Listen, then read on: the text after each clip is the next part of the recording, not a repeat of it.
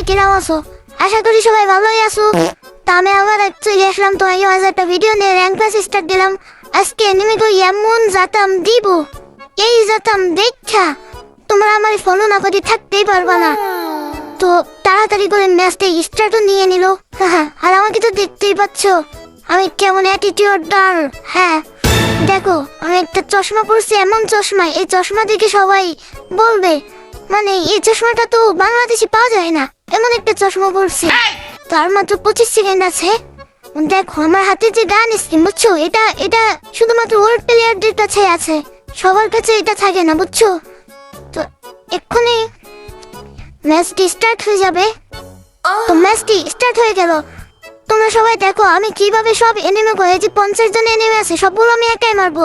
এই ব্লু জোনে নামতে চেয়েছিলাম কিন্তু নামলাম না, তার কারণ হচ্ছে এনিমিটা সবাই ভয় পাবে যে যদি ব্লু জোনে আমি নামি তাহলে ওরা তো লুট করতে পারবে না, অনেক মাইনাস খেয়ে যাবে। তো দেখো আমি কিভাবে এখানে কয়েকটি এনিমি পড়ছে আমি দেখতে পাচ্ছি। তো এদেরকে আমি এখন এমন কোপ দিব, এই কোপ দেখে সবাই হা হয়ে যাবে। মানে এইভাবে যদি এখানে পড়ো তাহলে নিশ্চয়ই মরে যাবো। সেজন্য আমি তোমাদেরকে এটা শিখিয়ে দিলাম। আমার নিজের গতি হলেও আমি কিন্তু ওকে মারতে পারতাম কিন্তু মারে নাই। তো যাই হোক ওকে একটু ছাড় দিয়ে দিলাম। তো এবার আমি আবার আরেকটা ম্যাচে নামলাম। তো স্কার পাইলাম। তো এখান থেকে দেখতেছি এনিমিকে দেখা যায় কিনা, কিন্তু না এখান থেকে কোনো এনিমিকে দেখা যায় না।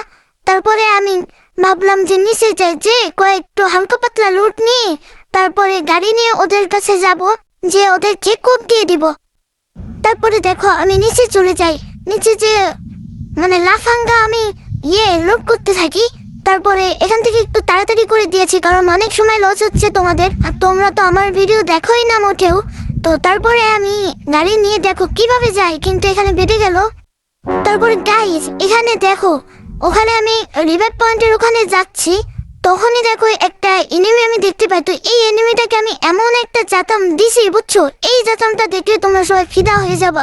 তো দেখো এই এনিমিটাকে এমন কোপ দিব, এই যে আসছে না, এবার তো M10 দিয়ে পুরো হেডশট মেরে দিয়ে একদম মানে নেট খারাপ ছিল।